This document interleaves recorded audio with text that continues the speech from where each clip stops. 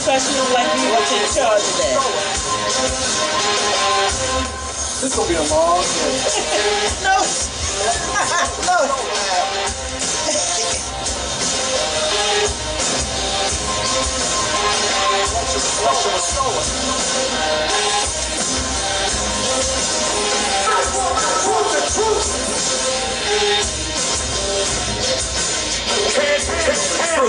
I am an outsider. I don't care about the in crowd. No. What happens when truth doesn't matter anymore? Good morning. Welcome to another edition of The Outsiders. You got the clapping going right at the beginning. All right at the beginning of the clapping. I'm your host, Sean Sims, with my very eclectic co-host, Kim Banks. Good morning. Good morning, everyone. It's a special day. It is a special day. The Outsiders, we have some very interesting news coming up at the right at the bottom of the hour. So stay tuned because it's hot, and we'll be covering some hot topics and news today. This Clean Core business, and never before heard news regarding the BGE Conduit debacle. The Outsiders have the inside information, and remember, and we're all out of bubblegum. So we're going to get this started.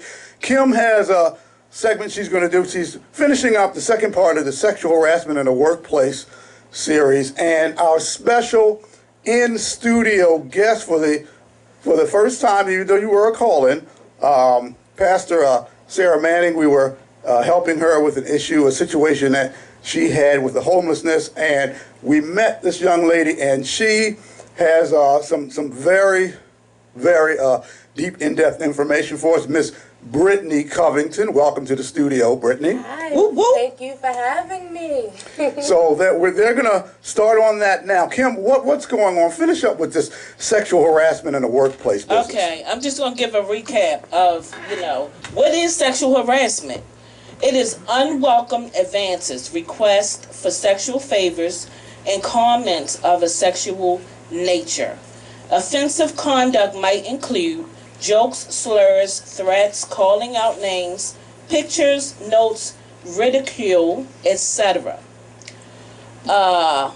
Harassment is threatening, intimidating, demeaning conduct directed towards an individual simply based on a person's protected class or characteristic that includes race, color, national origin, religion, sex, age, physical or mental disability, sexual orientation, gender identity or expression, political affiliation, marital or family status.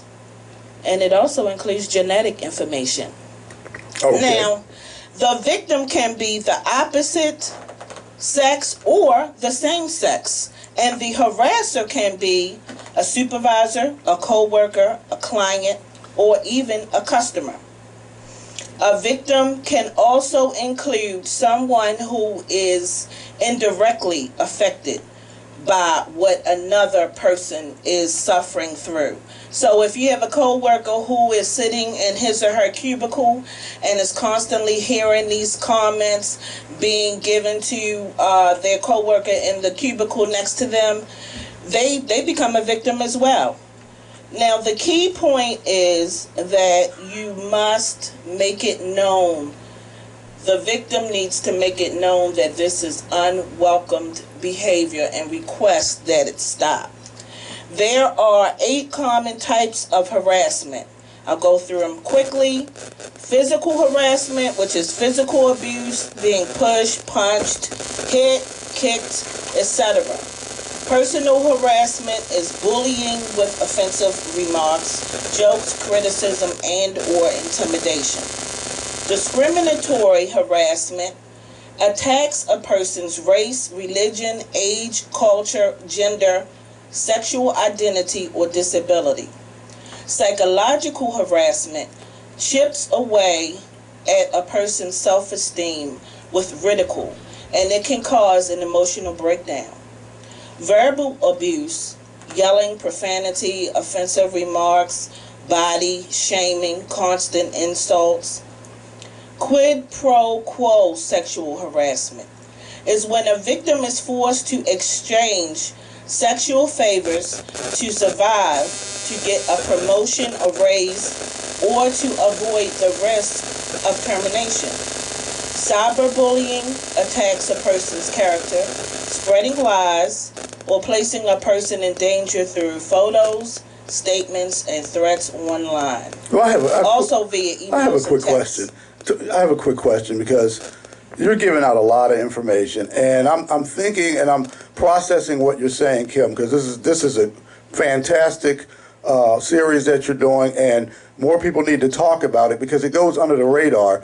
And you have these corporations and companies and agencies, government agencies, and they give these sexual harassment seminars and training programs, and they pretty much ignore it. What goes under the radar even more so is this psychological, you said psychological harassment where it's not where they're physically doing things, it's like intimidation tactics or that sort of thing? Okay. It messes with your mind, it targets your mind.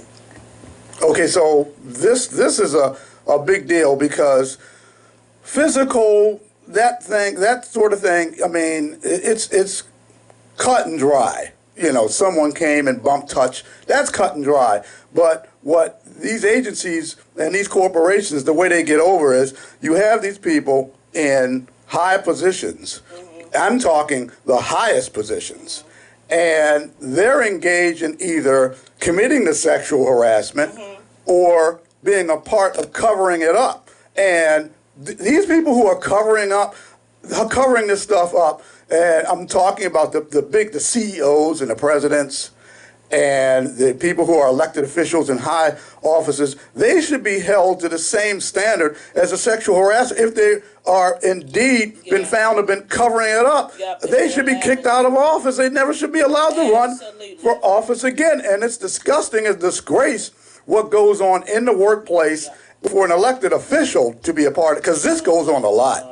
Oh my goodness. These elected officials and the cover-ups that go on. But I just wanted to get on my little soapbox there for a minute because this is such a disgrace and it's so disgusting. And I'm not letting you barracudas, you ladies, off the hook too, because there are women who are involved in the sexual harassment business as well.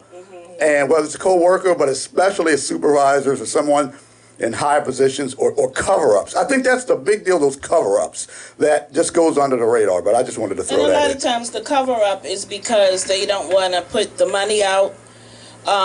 They don't want to pay the money for training. They don't want to expend that time to research the complaint and, you know, take it a step further with, like I said, training, making sure that, and this is actually a requirement that these companies provide some type of training to let their employees know what they can and cannot do. How can you hold someone accountable for behavior, right, if you haven't given them the list of things they can't do? But what if they're still doing it anyway? See, that's the hypocrisy. What do you mean? They're training people and they're committing the act itself. Right. Even when the height of provide exactly, that is the height of hypocrisy, and then to cover it up. So I mean, and they're to me more to blame because they are in a position to bring it to an end, and they don't do that. And they just want to keep their position looking Safe. good while they're in that particular time frame. Yes. So they cover it up. Yep. And you know, all of this creates a toxic work environment. Yeah, and can put someone into psychosis. All it has hostility in the workplace, and it doesn't have to happen to an individual for them to be affected. If I work with you and I see what's happening to you, and I'm coming to work every day and I see you sad or angry and I see you acting out, it's just gonna make me tense and create, you know, I'm not gonna be able to function, you know, and I might be thinking to myself, well, if it happened to Brittany, am I next? Yeah, like what can stop me from being in this position? Exactly. It is absolutely horrible. And I want to say that no supervisor, no manager, no CEO has the right to prevent anyone from defending themselves, from filing a complaint. So if there's anybody, if any of our listeners are going through any of this, don't let these people bully you. You fight for your rights, because that's another reason that continues to go on, is that a lot of us are not, we are too afraid to come forward. But you know what's worse? The behavior will continue. You'll continue to work in an environment where you are not functioning, and it will affect your health. Yeah. Unfortunately. Yes, it will. It will. I mean, stuff like this, stress like this causes cancer, heart attacks, whole bunch of stuff. I've heard horror stories of women, even men, who have been in a workplace and subjected to hostile environments, and I don't mean for like a few days, a few weeks. I'm talking about for years. Yes. And it's just my thing is this cover up, because I've been trained, when there's a situation, go to the top. Who's at the top? Middle management, supervisors, they get their marching orders from the top. So I've been trained to go to the top and hold them responsible for whatever's going on, especially if it's a cover-up. And Brittany, her story. Yes. Could you? I mean, the sexual harassment, to me, and harassment period, Conduit is, we can segue right into sex trafficking and human trafficking. It's the same mindset, I feel. It's the same kind It's the same scumbag, same mindset. Stuff that people do systematically to a person over a period of time. Again, before we even talk about that, I even had an incident in the workplace. Okay. Where I did a job where I knocked door to door. Okay. They sent me to a home, because I was one of those people that if I see something that could be changed, we could do this better. We could do. My boss didn't like me because of that. Yes. So she knew that this person was deceased for an amount of time, but gave me a meeting with this person. And this morning before I came, I read Psalms 39:6. I am amazed at what you know. It's too much for me to understand. See, I had something told me, take your family with you before you go to this meeting. And before I went, I had my grandmother with me, I had my mom, I had my sister, and I went to this meeting, and I went to these people's home. The young man opened the door at first. He had a shirt on, but then he came back to the door with no shirt on. And I was like, okay, so I'm going in the house prepared to give my meeting, because I used to sell cemetery plots at the time. I'm young, I'm venturing in a different. How old were you at that time? I was about 19 at that time. Okay. So I go in the house, and I walking in, he tells me to go his mom upstairs. So I'm just like, I don't feel comfortable going upstairs. Yes. But then she explains to me, oh, well, my husband been dead for 3 years now. He's actually at that cemetery. So I'm like, you know what? I'm sorry for barging in. I didn't know. It wasn't in my notes. I'm sorry. But the family, the son, he would not let me out this house. Okay. Like, he was backing me in a corner. Yeah. Really? Like, really backing me in a corner. Wow. Where it's like, sir, I'm not alone. My family outside. It took him knowing that my family was outside for him to back off. When I told my boss this, and then she heard me talking to my coworkers about it, she told me to hush. No, nothing was done. It's like she just swept my situation under the rug. Probably because she knows she put you in a bad situation. The liability issue. She's already in almost out the door. Okay. Because there was so many liabilities on her end. Yeah. And that she was about to lose her position. Yeah, she was trying to save her ass. She swept it under the rug. Yeah. I left that job. I'm like, you're not going. No, because you keep sending. I have to go to these houses. That's how I make my money. Yes. You're not going to do this again to me. And then the fact that my words don't mean nothing, and I'm young. Imagine what other person, and then to look at my coworker when I was explaining the situation to her. As a survivor myself, I can tell the look. Okay. And she had that look. Okay. And I knew something happened to her. And after speaking to my girl, she said, leave. I'm like, I Okay. can't do this because something happened to her Okay. on this job. Well, you know what? Before you go any further, let's make sure our listeners know who you are. So you are Brittany Covington, Brittany Covington. Pastor Sarah Manning's granddaughter. Yes, I am. And we had a telethon here at WMEG for the pastor to help raise money to help your family out. And through doing that, I discovered that you are a survivor. I am a survivor. I'm an advocate. I literally fight for women and men that's like me, because there are men and brothers. I'm going to say this and I'm going to yell it until my face is blue. I don't care what no one says. Speak it. Do not be afraid. Do not be ashamed. It happens, and it's okay. Because you have people that do listen. You have people that do care. And you have women out here that will stand beside you. I understand that a lot of people turn their back, but not this one. I'm glad that you brought that up because I took a Zoom training with Dr. Renee Burrell from the Araminta Freedom Initiative. Have you heard of her organization? I actually have. Okay, she's wonderful. She was on the show. And so it was on January the 19th. I took it's 3 parts. So I took the first part of the training so that I can become a certified volunteer for the organization. And in that training, she went through the fact that there are so many male victims and that we always look at the female. I guess because it's that's what we're used to, and maybe the majority of the victims have been female. I think it's always women. But That's we true. never even consider.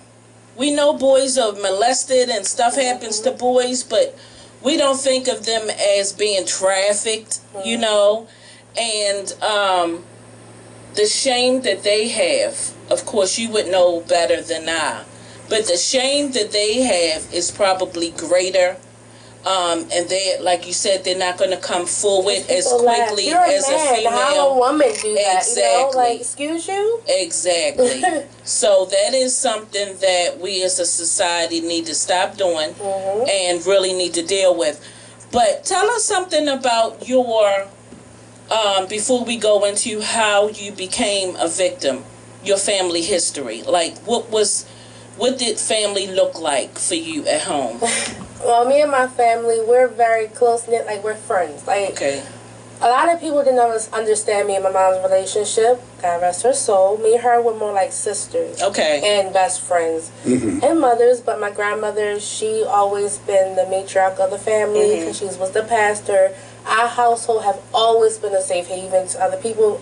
Like, I don't even know how to cook a single meal. Okay. Because I always have people in my home. Okay. So, it's like our family have always been close. We loved each other. We loved on each other.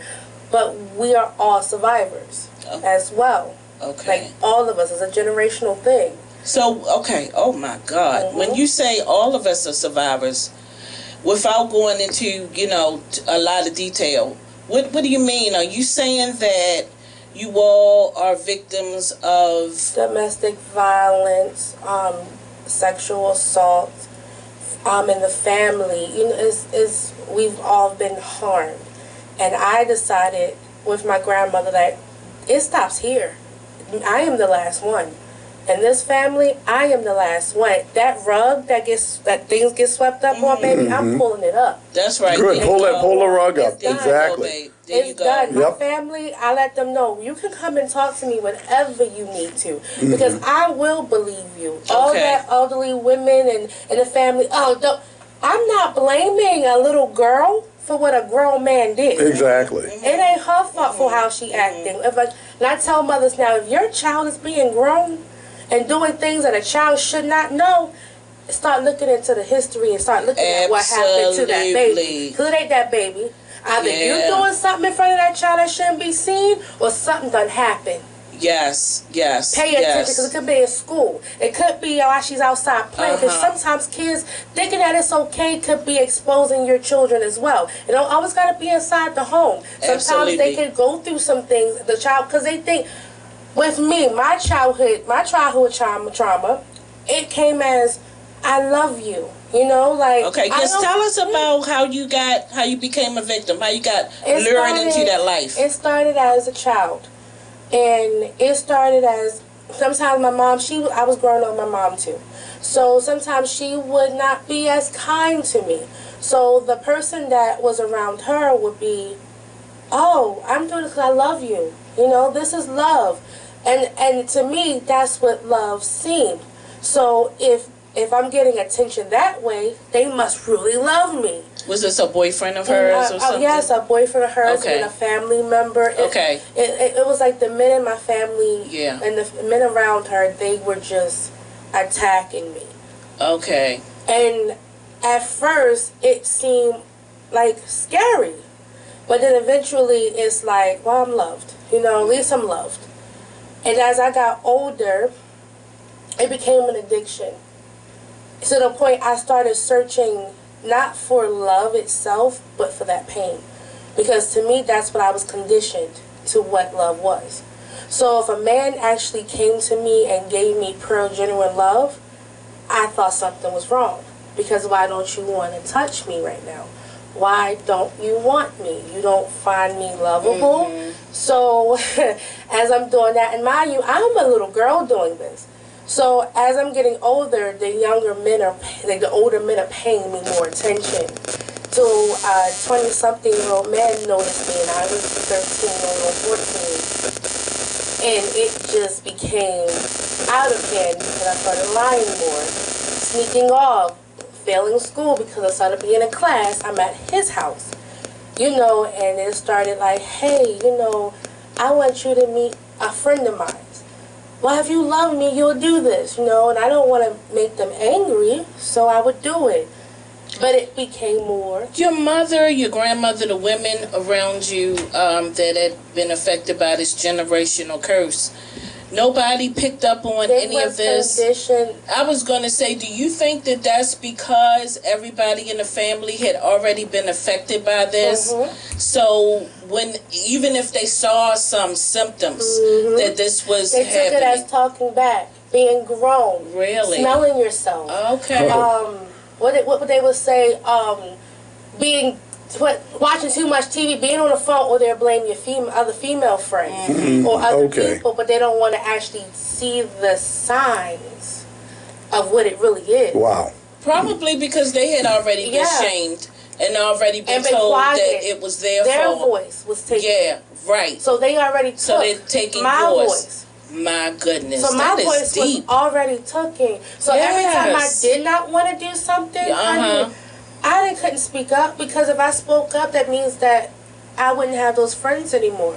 And honey, I was in some dangerous situations. I'm sure. And I sit here and thank God every day, like, Lord, thank you for protecting me. I could have been dead and gone. I was calling hot.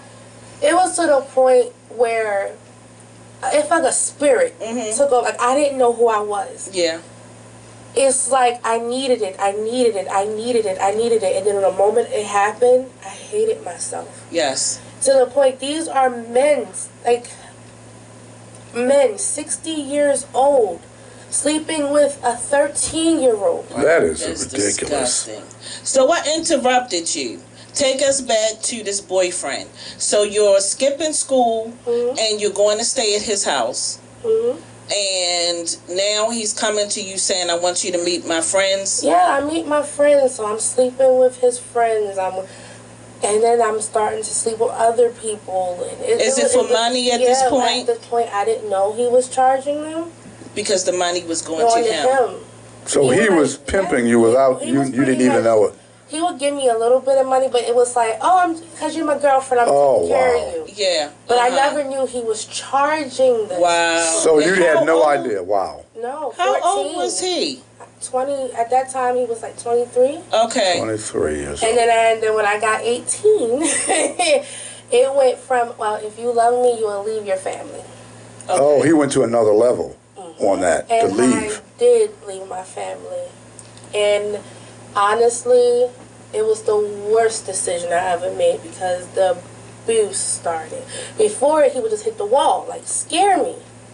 But when I left and was under his guidance, He had isolated you then, so he was I going buck couldn't wild. talk to my family without him around. He took my phone. I couldn't have money. He took my car. I worked, but he had to take my card.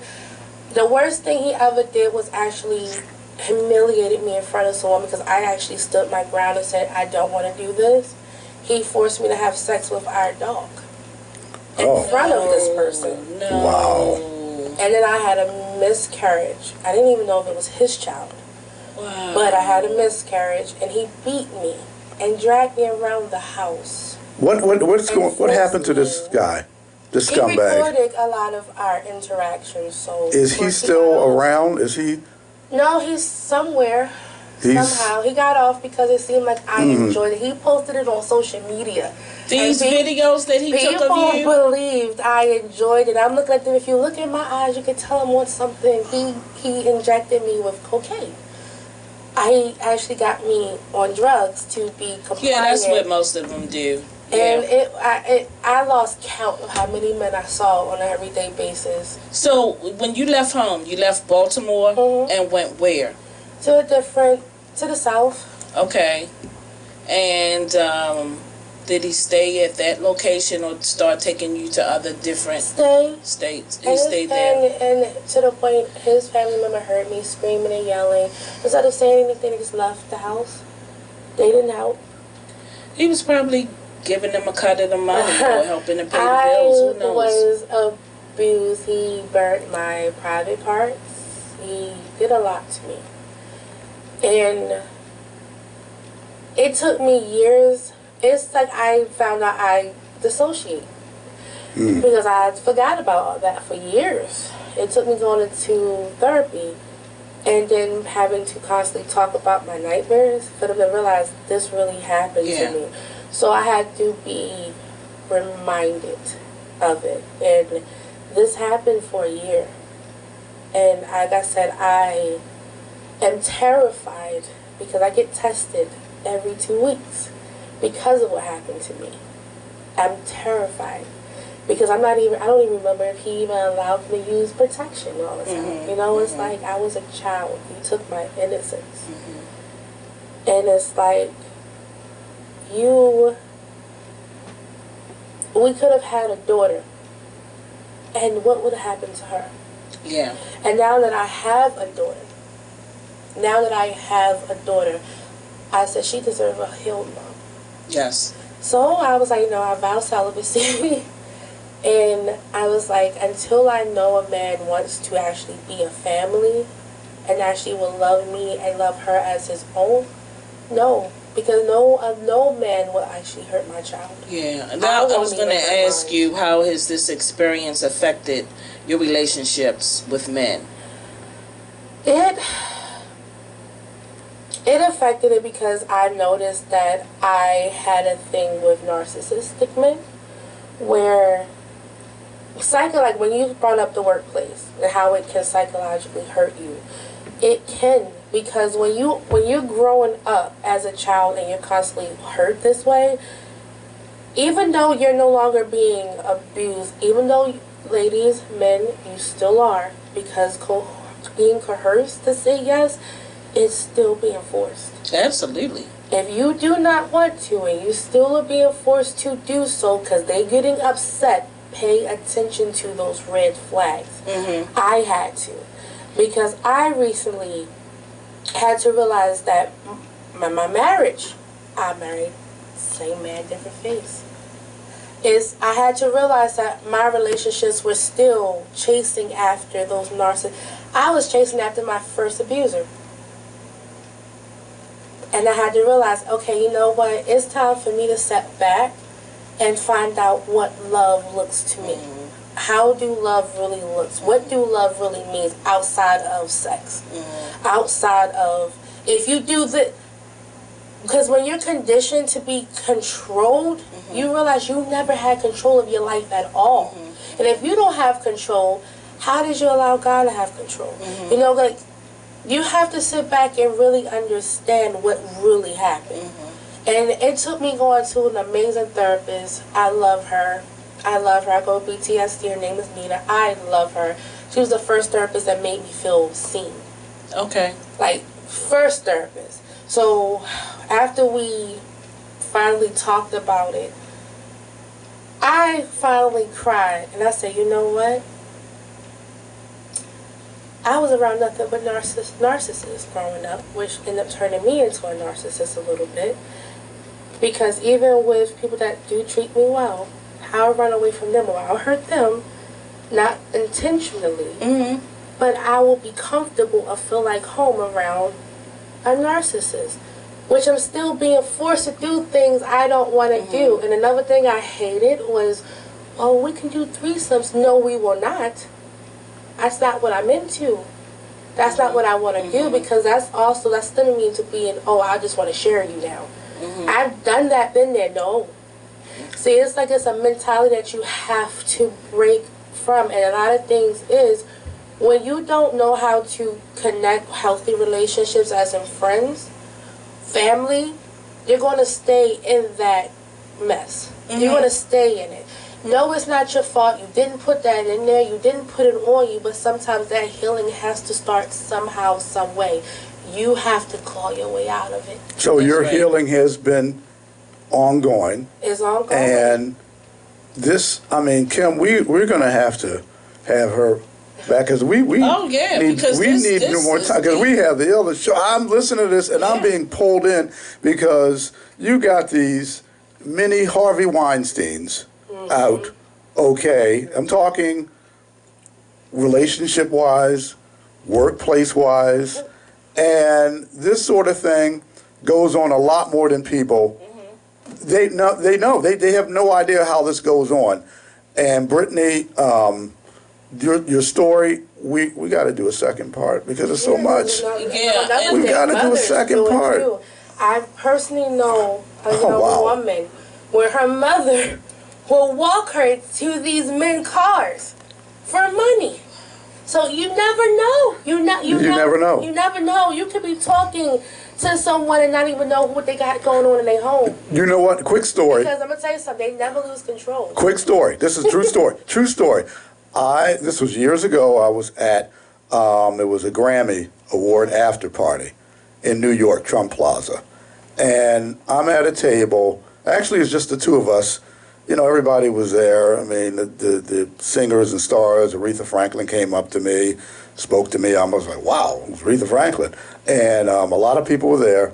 And we were sitting at a table, and one of the rappers, I was sitting with him, and a mom came up to the table, and she goes, well, my daughter, she does this and that. She's talented, and she's got her daughter with her, and she was a cute girl, and she's going on and on and on and on and on, and Big Daddy Kane, he was the rapper I was with. So Big Daddy Kane and I are sitting there talking with each other. We're just, shooting the breeze, and this happens. And then finally she goes away, gives a little card or number or something, and I asked him, I said, hey, Big Daddy, does this happen often? He says to me, oh, yeah, man, these moms, they pimping their daughters. See, that's how R. Kelly was able to do what he did. True story. Oh, yeah. I told you I was young. Men would sit outside the car. You want me to take you home? You want me to ride you home? Trust me, I got in the cars a couple of times. These are grown men. One was about 40. And it had girls in high school in the cafeteria fighting over. Wow. Well, we're going to have you back. Brittany, we're going to have you back. Stay here. Don't go anywhere. Stay here, because we got to have you back. And a second part, we got to do a second part. I guess we'll do a third part, sexual harassment, too. And what I want to do now is I want to get to this clean core business. And the outsiders were the first to break this story. January 28th, we were the first to break this story. Rock, could you cut one, please? And I've got very credible sources on some of the things that are going down. And one thing, I got this across my desk. This was Friday. And this organization, I don't know if you've ever heard of them. It's Clean Corp. Clean Corp. You ever heard of that organization? There's an organization called Clean Corp. And I'm looking at this award. It's award. They'll give awardees. They give money out, basically. The panel of subject matter experts. I'm reading from one of their Clean Corp's awardees letters. A panel of subject matter experts from the Baltimore City Department of Public Works, Mayor's Office of Employment Development, here we go with the Mayor's Office, Deputy Mayor for Community and Economic Development Office, Department of Planning, and the Downtown Partnership of Baltimore have selected 6 Baltimore-based nonprofits as the inaugural Clean Corp grantees. Isn't that special?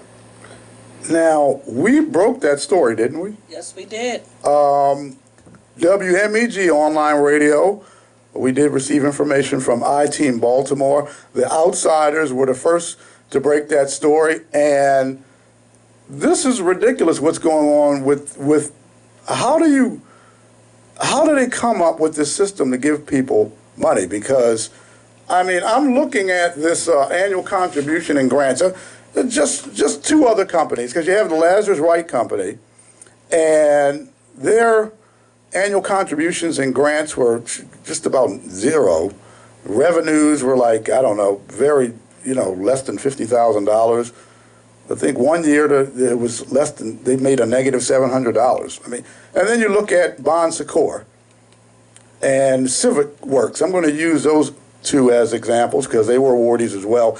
And you're talking, what, 12? Do you see this? $12 million, $6 million, $12 million, $11 million. You're talking assets and annual contributions. A Civic Works, fiscal year 2020, $9,337,000, $7 million, almost $12 million in 2017. Bon Secours, everybody's heard of Bon Secours.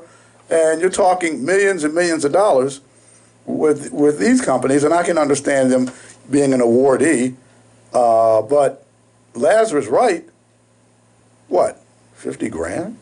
I mean, negative 700 one year? I mean, these are little minuscule numbers. So how do they end up with more money in the grant, $1.346 million, over and above a Bon Secours or the Civic Works? I don't understand that, but I'm going to continue. Well, I cut to Christopher Robin. What is this, Winnie the Pooh? Christopher Robin. Irvin. I saw this guy's signs up. Remember we were running for office, you were running for office, clerk of the court, I was your campaign advisor, and I saw this guy's signs up. We had your signs up all over Baltimore, and this guy, Chris Irvin. And I gave Chris a call because it looks like he was one of the awardees, his company, the Lazarus Wright Inc. And it looks like they're getting a total of $1.346 billion.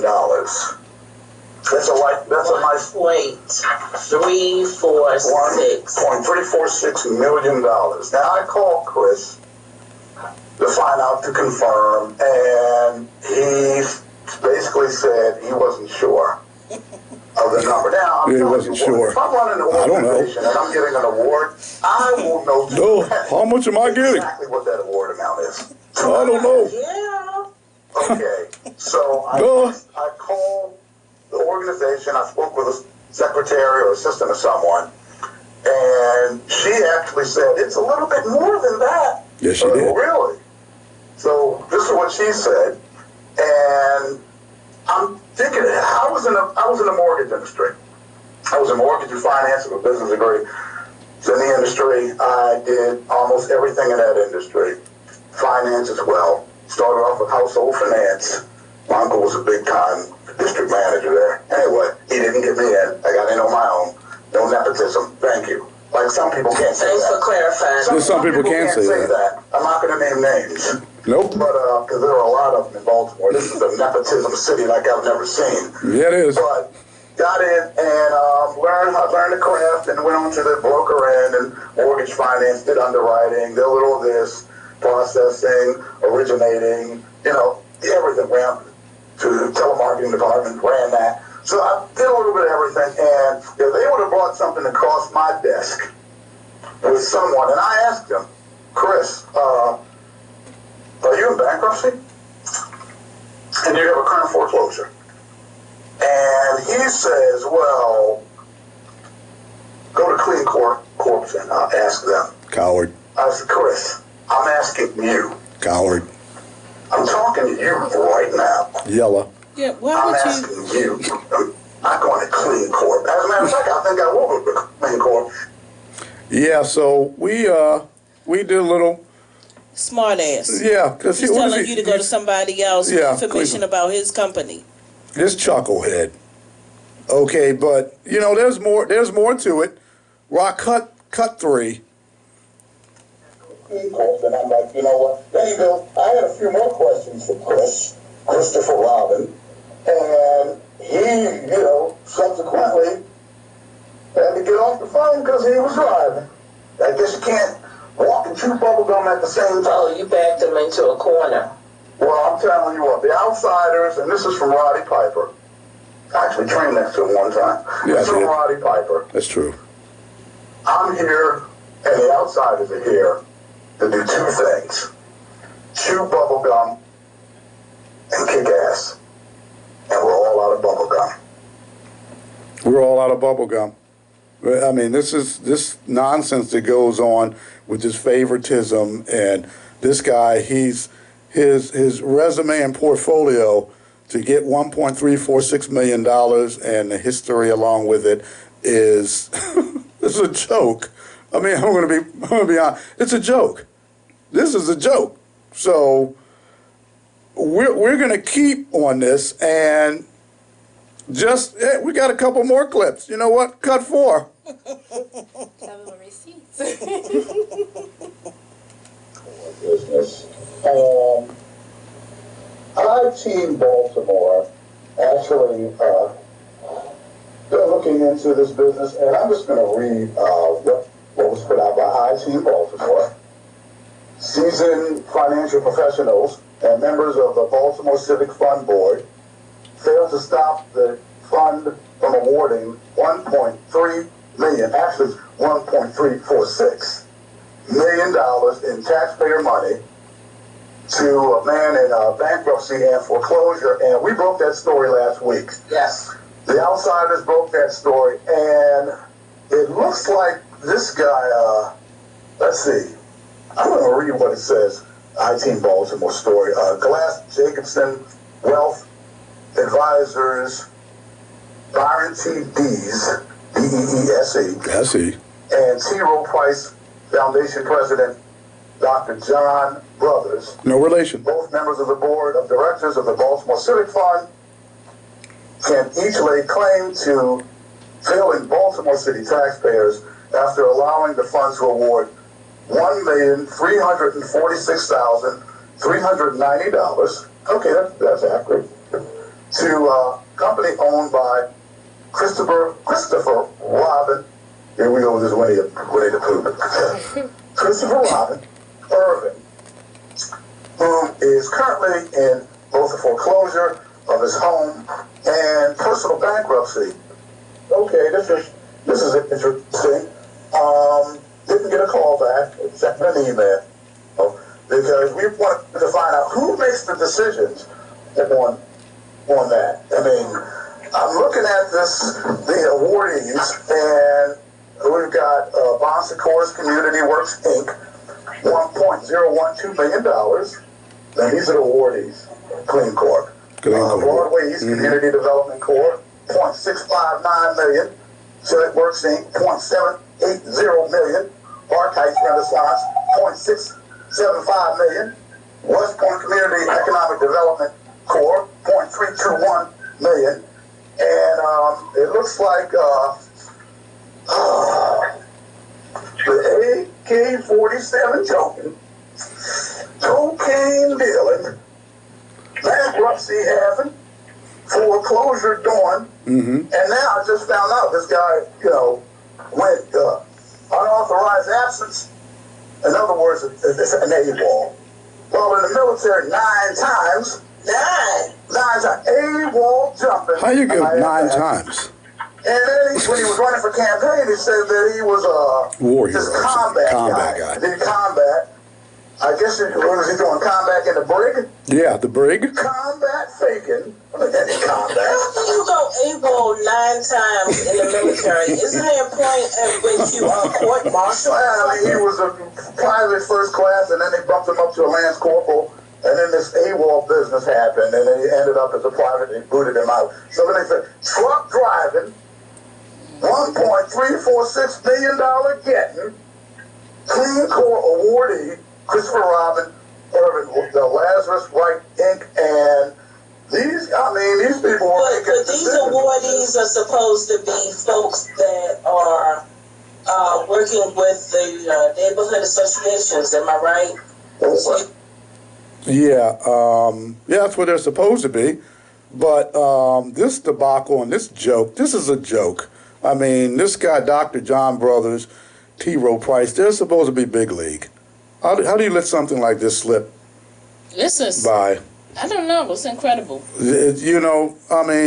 And Fox News, after we broke it, coming behind the outsiders, did have this to say. They did do this little story on it. Again, after the outsiders. Rock, cut 5. Thank you. Mayor Brandon Scott is announcing the recipients of a new grant program known as Clean Corp. The program will split more than $14 million in American Rescue Plan funding among 6 nonprofits to hire and train local residents at a rate of $15 per hour to clean and maintain 16 different neighborhoods. The Clean Corp program has 4 main goals. First, make Baltimore a cleaner city by decreasing the amount of trash in neighborhoods that need it the most. 2, provide job opportunities for Baltimoreans. 3, empower and equip underserved neighborhoods to address community concerns related to trash in alleys and streets, dispose of in public trash cans, and abate issues within vacant lots. And the last, create a pipeline again to employment in city government agencies like DPW, DHCD, and DOT. Not everyone is on board with this plan. No. Councilman Schleifer No, they're not. introduced a resolution at the city council meeting tonight calling on the city to raise pay for DPW sanitation employees. It passed. The councilman says the money should go to the Department of Public Works to improve its equipment and salaries instead of bringing in nonprofits. It's a slap in the face to our workers when they see these private entities getting shiny new equipment when they're in trucks that don't have air conditioning. They're using equipment that barely works, and yet we're funding equipment for private entities to be able to perform some of these functions. It's just completely out of touch. It is out of touch, and you know what? With all of this going on, with this Clean Core business and how these monies, it's what, $641 million the mayor received, the city received for COVID-19 relief, picking up trash. You got a guy who owns a trucking company, and he's given a $1.346 million award to pick up trash, but he has a trucking company. This BGE Conduit situation. You know what?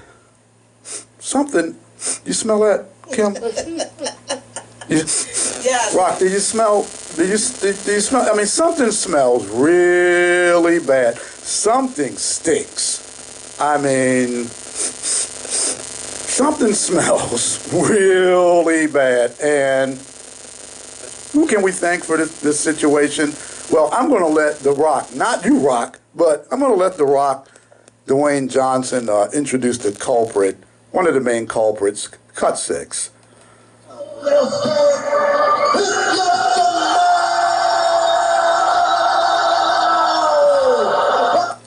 Mayor of Baltimore City is cooking.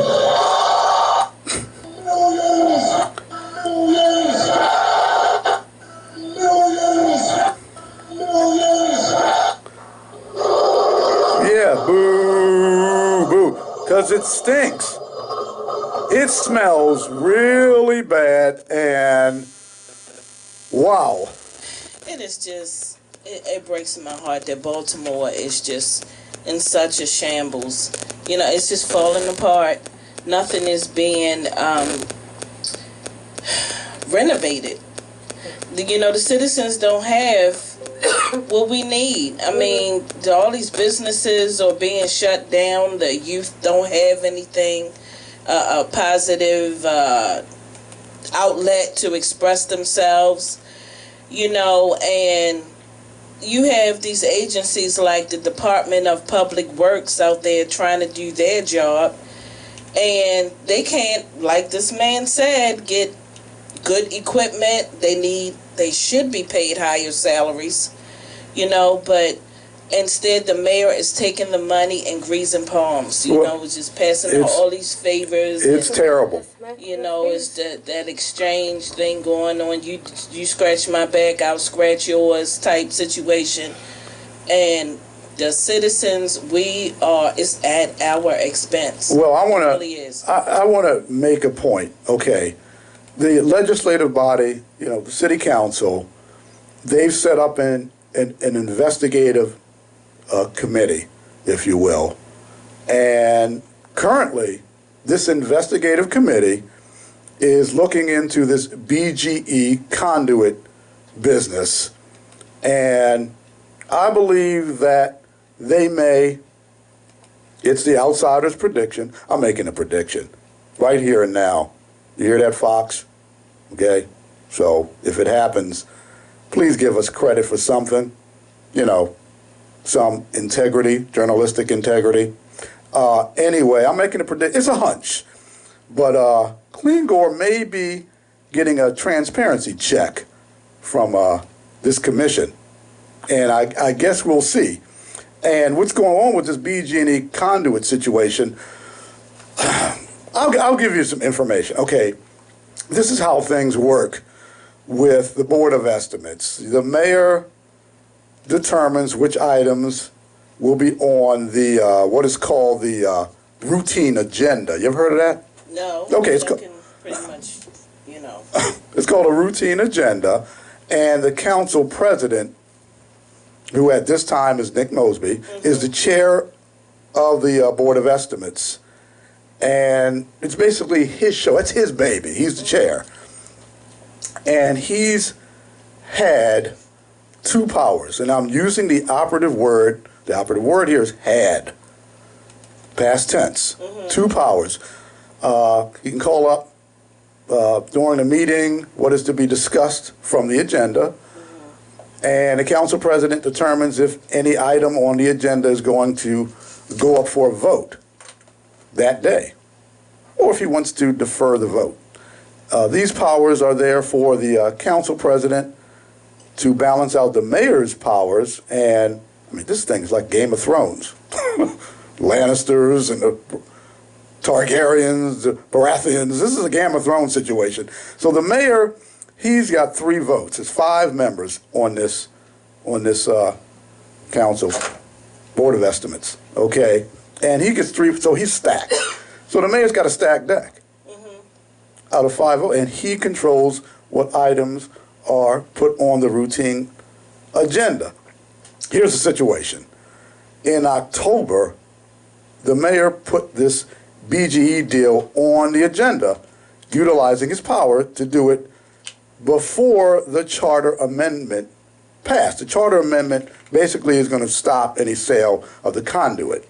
Okay, so this is how it works. Let's say your house, you own your house, but someone else has power on your electricity, on your cable, okay, internet, and you have no control over it. You live in a house and you own it, but they can turn the temperature up to whatever they want to turn your electricity. They can lower your lights down. But you can't you work can do it. inside. No, they control it. Well, this is a situation that we're in. It's a serious situation, and with this power being taken away, Nick Mosby, after discussion, decided to delay the vote after the elections on the conduit to after November. So he was delaying that, and it looks like The DPW director and the city solicitor are also on the board of estimates, along with the comptroller, city council president, and the mayor. And the mayor allegedly had the law department, or he did have the law department, change the rules, like the tuck rule with Brady in the middle of the game when they played the Raiders and he fumbled the ball, and then the NFL made a new rule in the middle of the game.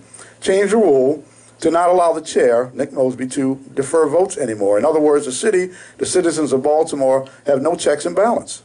So the mayor can run roughshod, run amok, run the citizens' energy costs through the roof with BGE in control of the city's conduit. Now, Harford County and these other, Baltimore County, Howard County, Anne Arundel County, Frederick Carroll County, they got to have open arms because they're going to have an increase in their revenue base because people are going to be running out of the city. It's not going to be escape from New York. It's going to be escape from Baltimore. And this thing going on, it's horrific. This is a terrifying situation. And there is actually, let me get this up. You can go to bge.iteambaltimore.com to sign a petition. City residents, you want to do this. bge.iteambaltimore.com to sign a petition to get this stopped. And we have a guest on. Hello, caller. Yes, we have a caller. Yeah, good morning. How you doing? Good morning. Good morning. How are you doing? Doing fantastic. You had something you want to speak on, caller? No, just following the show and following your coverage. My name is Desmond Steady, and Desmond, hey. A fan of the show. Okay. And following all the developments and what's happening down at City Hall, and I just wanted to say you guys are doing a great job of thank you. Covering, Thank you, Desmond. what's happening and as it develops. So kudos to you guys. Thank you. Did you have anything that you want to discuss or any comments on what we've been talking about, Desmond? No, I think you're hitting the nail right on the head as far as the balance of powers on the Board of Estimates being challenged and changed and modified really presents a situation for the voters that in Baltimore City, the constituents, where more and more power is seemingly being consolidated into the mayor's hands. We already have a strong mayor system, and to begin to strip power away from that balance and taking away the council president's ability to defer votes. I mean, we're going to see that. We're going to see the ramifications of that are about to really come to light, this coming week. Whereas in October, the council president had the ability to unilaterally defer the vote on the Conduit situation until the voters had a chance to weigh in. Wow. And then immediately after that, you see the law department, the city solicitor, who does have a vote on the Board of Estimates. Yes, they do. One of the mayoral appointees, goes and changes the rules of the game to limit the council president from deferring that vote. So under the old rules, the council president this coming Wednesday would have the ability to defer the vote on this BGE agreement until such time that the investigation by the Legislative Investigations Committee is completed. Okay. Now, he doesn't. That is terrible. Wow. Right. That's an abuse of power. It was an egregious power grab. Yes, it was. By the mayor in October. And you're going to see the effects of that coming up this week. And it is something that the public needs to know about. It is something that the public needs to respond to. Absolutely. Yes, they do. And at this point, under the current rules that were pushed by the law department, the council president will not have an opportunity to defer this vote on the BGE conduit, and the mayor will force this thing to a vote. And as you mentioned in your show, so perfectly that the mayor is stacked. He's got 3 votes on the committee of 5. So not only now does he get to determine what's on the agenda, he's now determining what gets the vote, and then he has the vote. That is not a balance of power. No longer is there a balance of power, and I appreciate you guys bringing that to the to light and to the forefront. And when there's an abuse of power, using your words, our wonderful hosts. Thank you. And when there's an abuse of power, there needs to be light on it. Yes. And I applaud you for putting that light on it. And I hope that everyone else will follow your lead on this and give it the attention that it deserves. Otherwise, the citizens of Baltimore will be further at the mercy of the strong mayor and see more of these egregious acts of waste of taxpayer money. And we've got to jump out in front of that. So at this time, there's a petition that's being circulated because we need BGE to chill on this attempt to hijack our conduit system. I think you described it, very clearly how important that conduit system is, and how and it's very rare that the city, any municipality, actually owns their conduit system. So we're in a great space right now of owning that conduit system. And the value of it is only going to increase over time.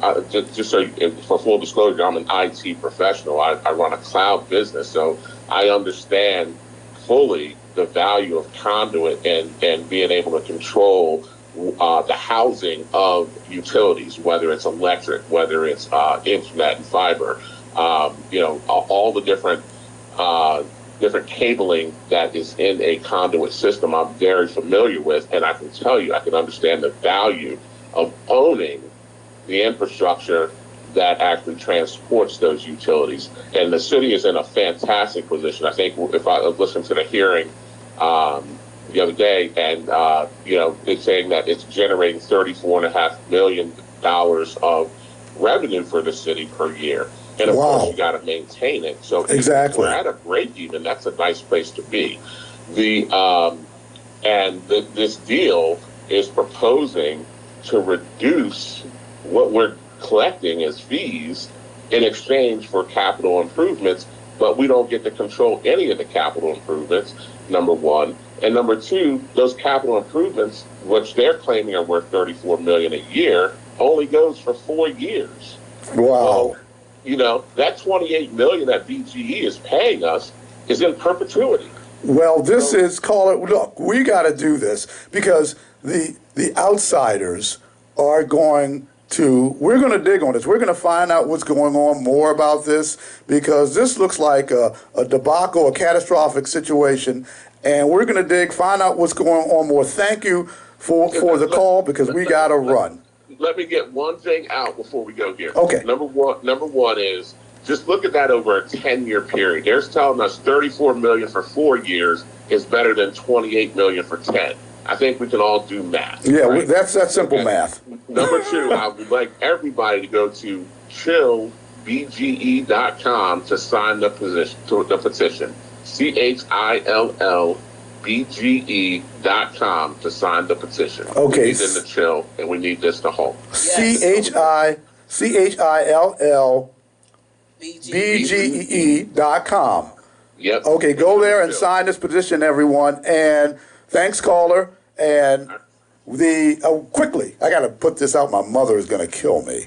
Ray Banks of the National Negro Baseball League is having a Black History Month celebration today, Saturday, 2 to 5 p.m. at Owings Mills, Baltimore County Library, room 307A. It's Black History Month. If you got the time, go.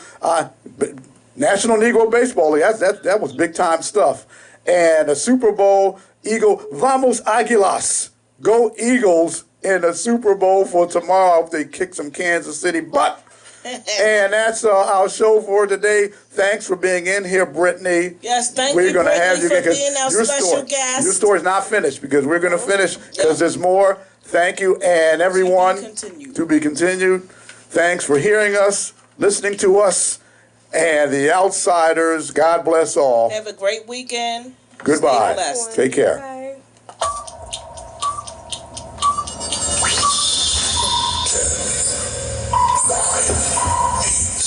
11, 6, 5, 4, 3, 2, 1. Election was stolen.